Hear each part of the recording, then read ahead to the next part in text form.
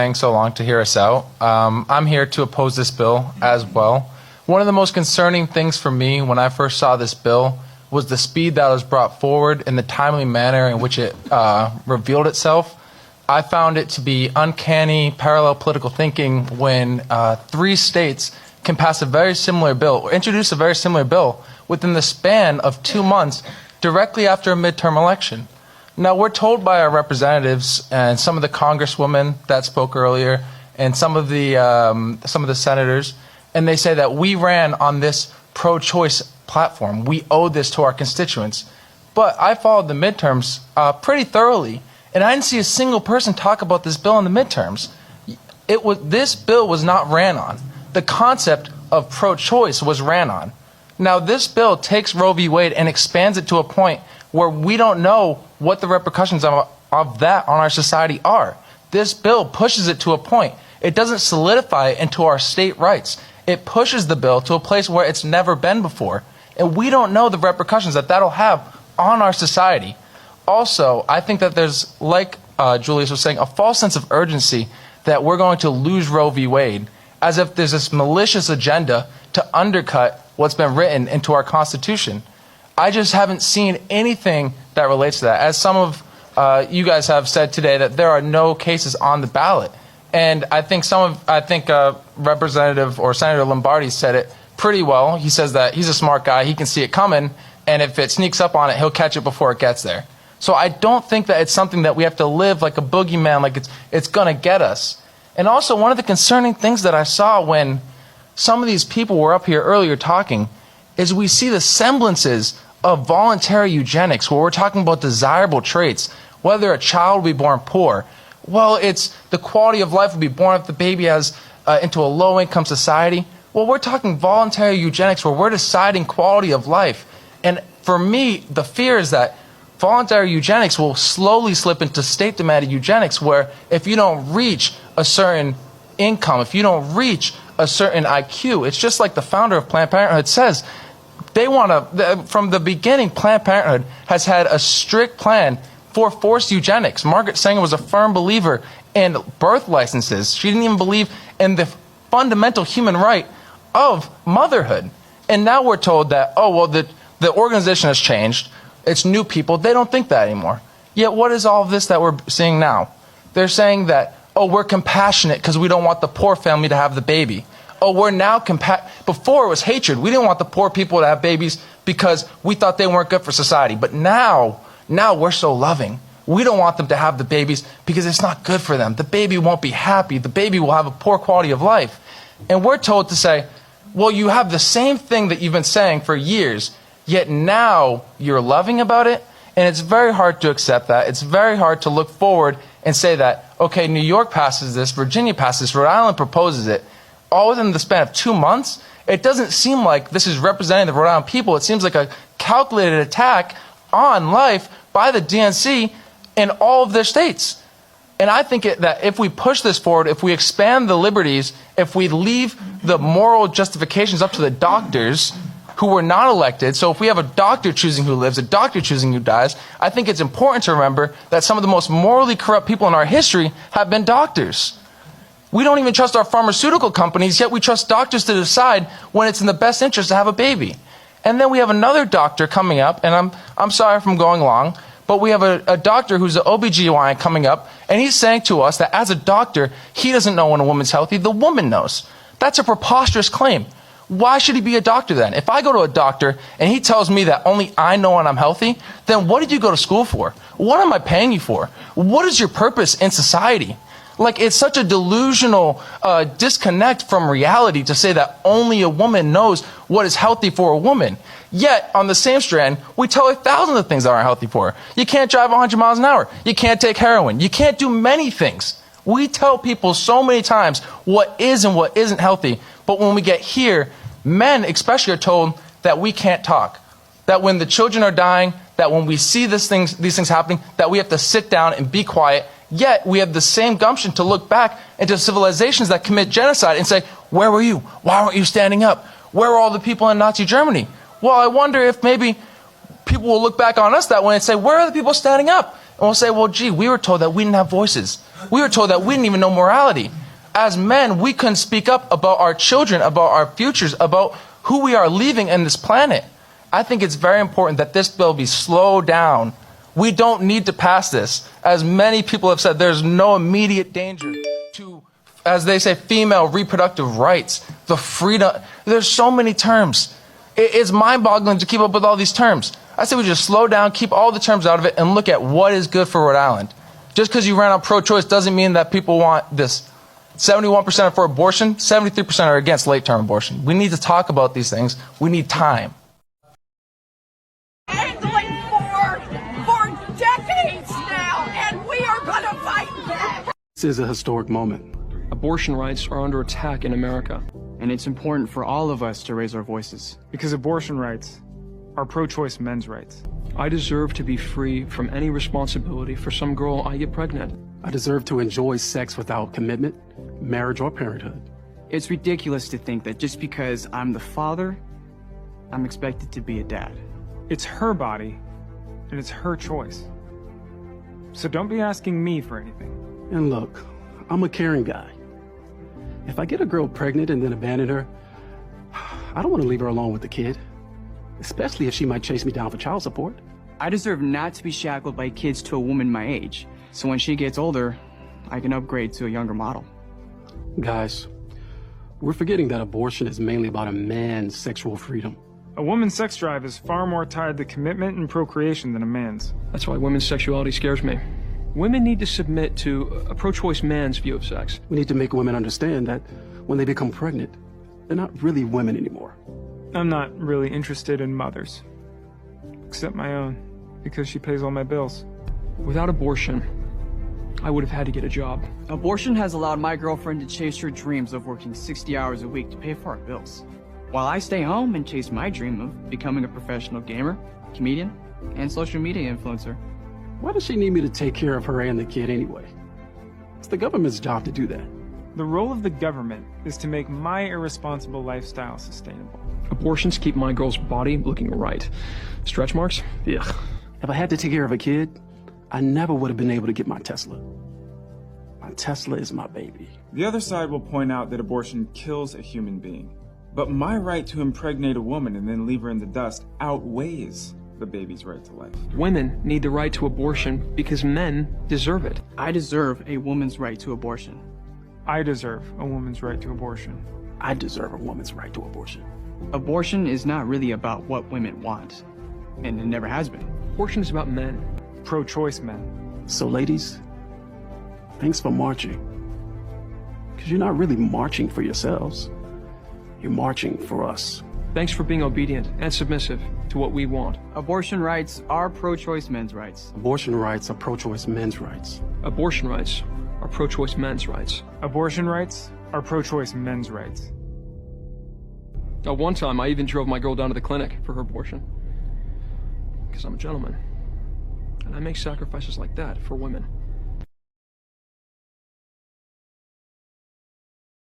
How dare they tell a woman what she can do and cannot do with her own body?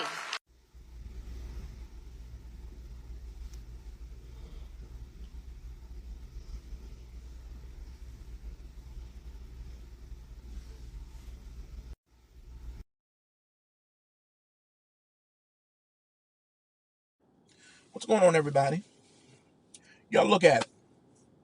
Read it. Read it. I want this video to get out to every pro-choice person, to every pro-abortion person. I want this video to get out to everybody who literally is upset for the fact that Roe versus Wade is getting overturned. I want them to explain to me how having 55 million babies being aborted is a good thing. In that 55 million, there was a president, a woman president, another male president, another black president. In that 55 million, there were senators that actually were going to be for the people. In that 55 million, somebody could have cured the disease.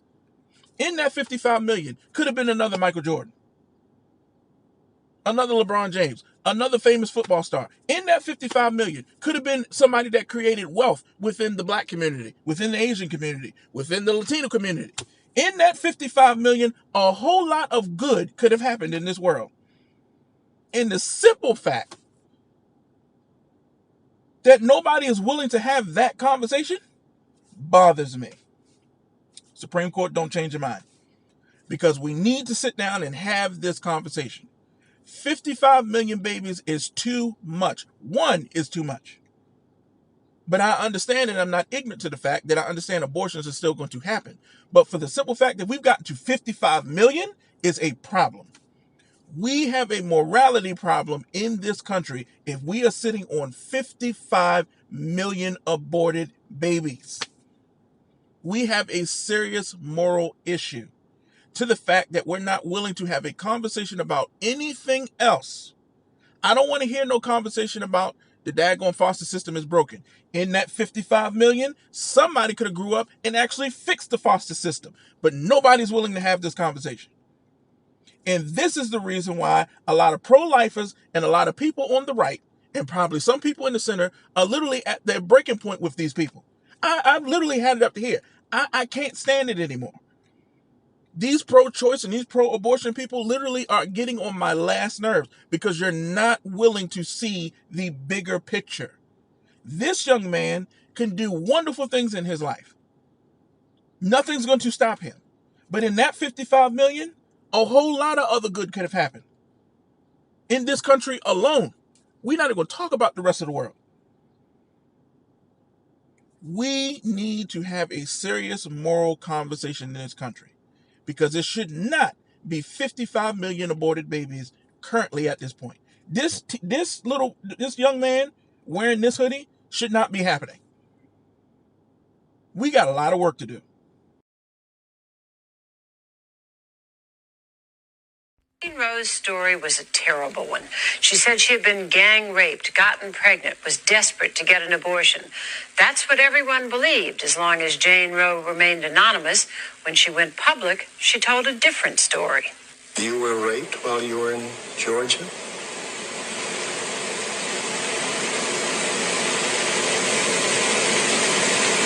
No, I wasn't. You were not? No, I wasn't. Oh, so all those stories that are in the books and so forth are not true? Yes, sir. Yes. They're not true. Right. And it turned out that lying wasn't the only embarrassment this darling of the pro-choice forces presented. In her personal treatise published last year, Norma McCorvey told the story of her somewhat sordid life. Then she still adamantly supported abortion. Now she adds that to the list of sins she took with her into the baptismal pool. I've cheated people out of money. I've sold drugs. I was an abusive alcoholic for, many, many years. I've done a lot against his teachings. But I think the far greater sin that I did was to be the plaintiff in Roe versus Wade. This is a message for liberal white women. Look, nobody's coming for your abortions, okay? What we really want is common sense abortion control. That means mandatory background checks with mental health assessments, along with entering a national registry for abortions and paying a $200 tax stamp that could take up to 1 year on a wait list to receive. We would seek to outlaw assault abortions occurring after the first trimester, along with high-capacity abortions, including twins and triplets. And ultimately, we would like to limit the number of abortions any person can have because nobody needs more than one abortion. For those of you with questions about the possible overturning of Roe v. Wade, what you should know is that the original 1973 decision of Roe v. Wade had nothing to do with the Constitution. It had everything to do with political narratives and ideologies. Now, regarding this article from Politico about the leaked draft from the Supreme Court regarding overturning Roe v. Wade, that's all it is right now, is a draft. We're still months away from a final opinion about Roe v. Wade from the Supreme Court. Now, if Roe v. Wade does get overturned, which it looks like it probably will, what that means is that your right to an abortion is no longer constitutionally protected, and it will be left up to the individual states to regulate abortion how they see fit. Which means you'll see blue states killing unborn babies like it's some sort of a hobby, and red states passing legislation that reflects the value of human life and the potential for human life.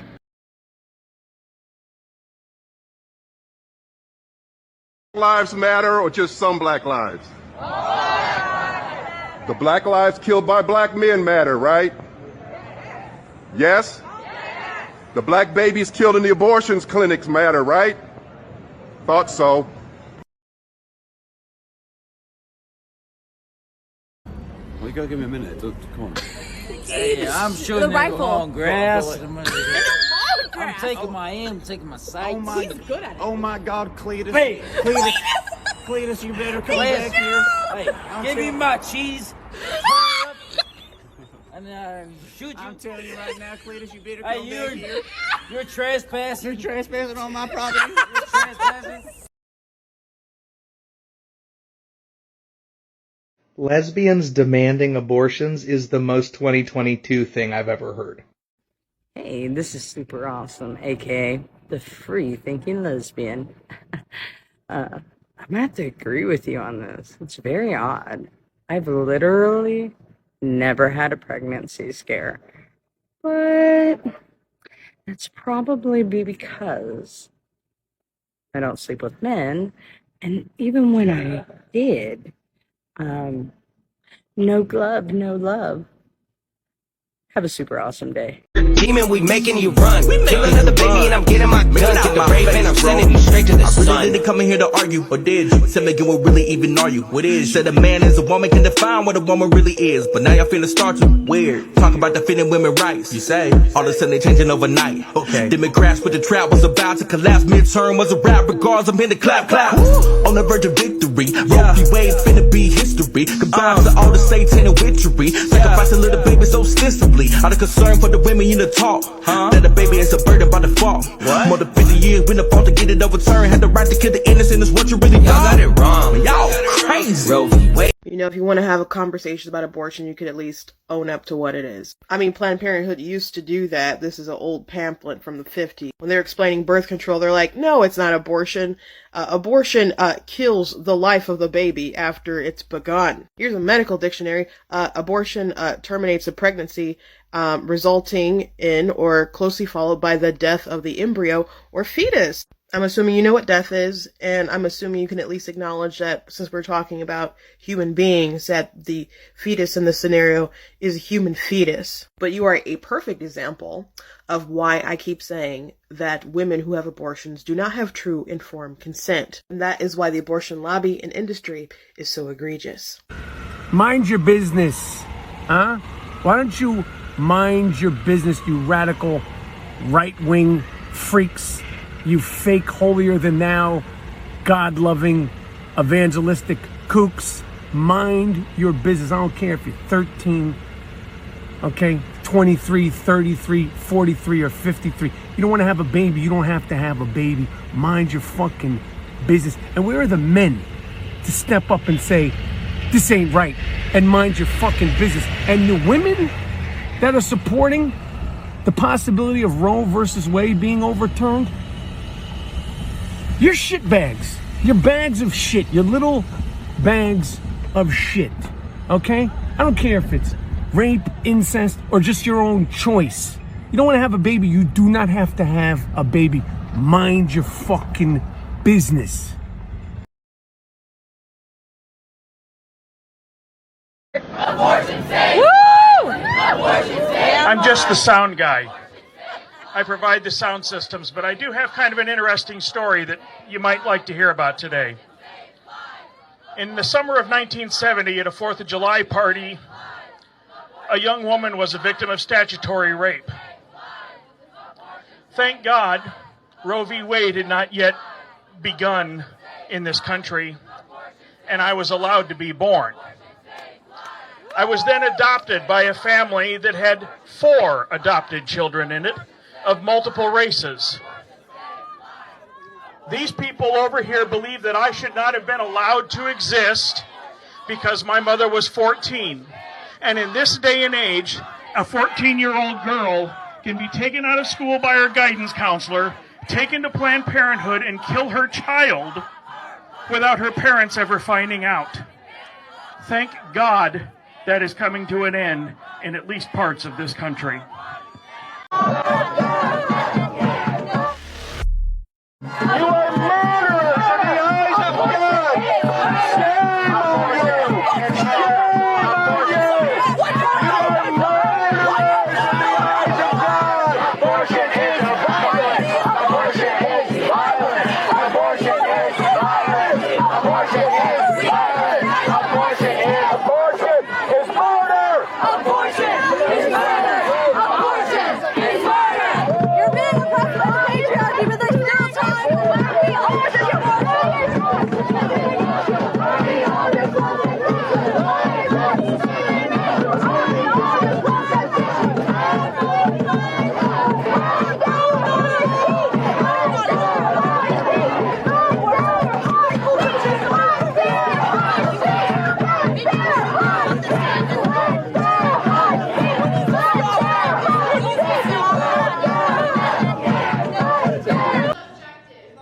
It's subjective. So when does a child or fetus or clump of cells, whatever you want to call it, when does this clump of cells or fetus become living? When it can sustain its own life. But when is the sustainability? No, when is sustainability? 21. About like 30 weeks to born, like.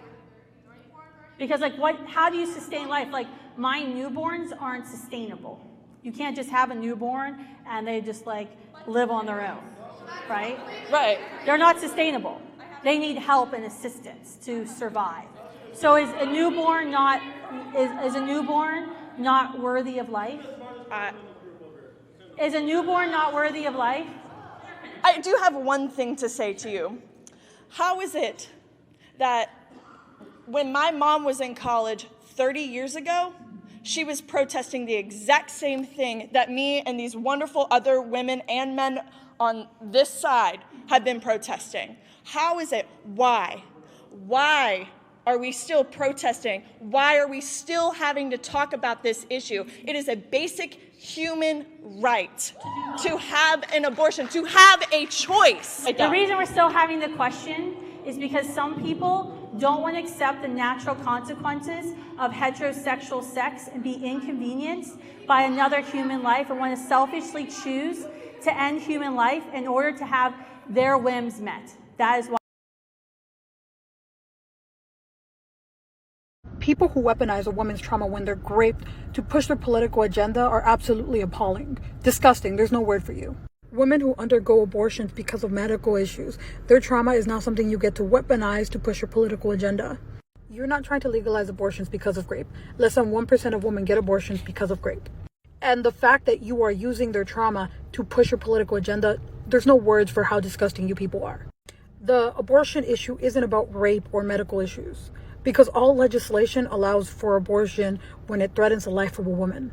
Most people support legislation that would have an exception for rape.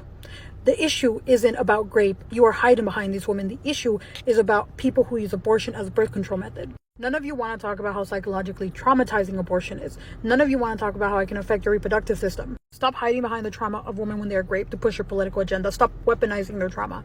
It's appalling to see people continuously do this. I don't know why they're taking so long to figure out who did leak this information. I mean, does the guy that read through 300,000 Hillary Clinton emails in one evening not work at the FBI anymore or something? Dr. Levatino, we'll begin with you. Welcome. Thank you, Chairman and members of the committee. I only have 5 minutes, so I'm going to get right to it. Second trimester D&E abortions performed between roughly 14 and 24 weeks of gestation. Your patient today is 17 years old. She's 22 weeks pregnant. Her baby is the length of your hand plus a couple of inches. And she's been feeling her baby kick for the last several weeks, but she's asleep on an operating room table. You walk into that operating room scrubbed and gowned, and after removing laminaria, you introduce a suction catheter into the uterus. This is a 14 French suction catheter. If she were 12 weeks pregnant or less, basically the width of your hand or smaller, you could basically do the entire procedure with this. But babies this big don't fit through catheters this size. After suctioning the amniotic fluid out from around the baby, you introduce an instrument called a Sofer clamp. It's about 13 inches long. It's made of stainless steel. The business end of this clamp is about 2.5 inches long and a half-inch wide. There are rows of sharp teeth. This is a grasping instrument. When it gets a hold of something, it does not let go. A D&E procedure is a blind abortion, so picture yourself introducing this and grabbing anything you can blindly and pull, and I do mean hard, and out pops a leg about that big, which you put down on the table next to you. Reach in again, and pull out an arm about the same length, which you put down on the table next to you. And use this instrument again and again to tear out the spine, the intestines, the heart and lungs. Head on the baby that size is about the size of a large plum. Can't see it, but you pretty good idea you've got it if you've got your instrument around something and your fingers are spread about as far as they go. You know you did it right if you crush down on the instrument and white material runs out of the cervix. That was the baby's brains. Then you could pull out skull pieces. And you have a day like I had a lot of times. Sometimes a little face comes back and stares back at you. Congratulations. You just successfully performed a second trimester D&E abortion. You just affirmed her right to choose.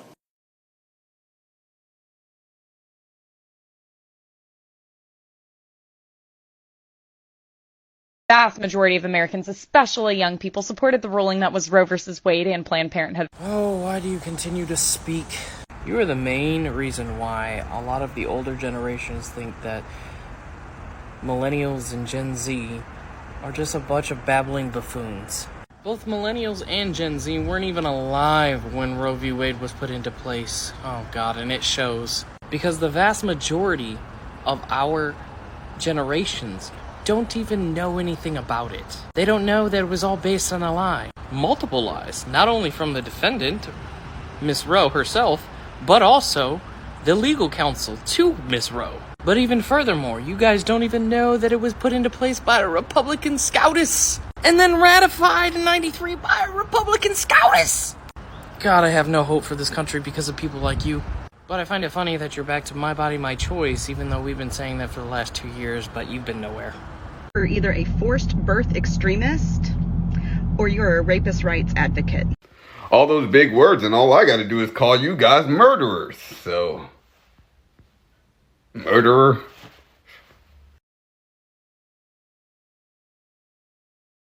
Did you hear about this leak from the Supreme Court? I did, yeah. This is an assault on women's reproductive rights. Women's reproductive rights? Yeah, you know, people with a uterus. You would define a woman as someone who has a uterus? Well, I mean, not just that. When you say women's reproductive rights, how do you define women?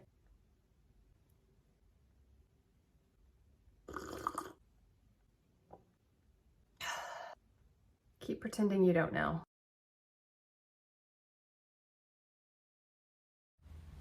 And this is exactly why I don't support white liberalism or abortion, because you see what happens when you give these people an inch, they take them out. They are so mad that they cannot kill black children that now they're resulting to racism. Racism, the very thing that they are accusing other people of doing, of being racist. Now you're resulting to racism because you can't kill black children. How ironic. But you want us to believe that you're on our side? You're not, and you never will be. You guys, stop thinking that these people are on our side. Stop thinking that they love us. Because they don't. They don't care, and they never have.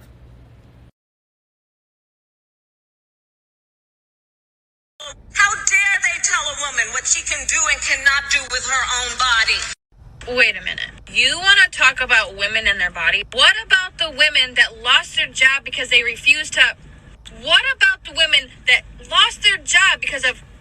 and couldn't feed their child? What about the women who also cared about their future, couldn't attend college because they didn't get the... What about the women that stood up for their children at school and were labeled a domestic terrorist? What about the women that were in the delivery room, delivering life, couldn't have the support of their mother because they didn't get the... And what about those women that were denied seeing their mother in a nursing home because they didn't get the... You do not care about women and their choice. You care about power. You have an agenda to fill. You do not care about life. If you cared about life, you would care about the growing babies in the... Question is that unborn fetus that cannot live outside the mother, what right do you have to tell me to carry it to term if it's an unplanned pregnancy? And odds are that if it goes into the foster care system, it will face severe neglect and abuse. So you believe that we should have the right to eliminate the sufferer, not the suffering. Is that what you're saying? That's not what I'm saying at all, and that's not what my question is. You just said that if you knew for 100% certainty that the child you're birthing is going to have a lifetime of suffering, that it would be better for the child for you to kill and the life of the child than for the child to suffer. So instead of attempting to solve the suffering of the child, you've just eliminated the potential sufferer, right? My question was, how do we end that suffering to make bringing a child that is unwanted into this world justifiable? Well, so I think how there's do a lot you of propose things. We solve those problems. We absolutely, I mean, as pro-lifers and as Americans, we care about the children in foster care. We care about children who are being neglected, who are living on the streets with their parents. These are things that we as Americans strive to fix, right? That we give to charitable organizations, that we're involved in organizations in our community and churches in our community to solve these problems.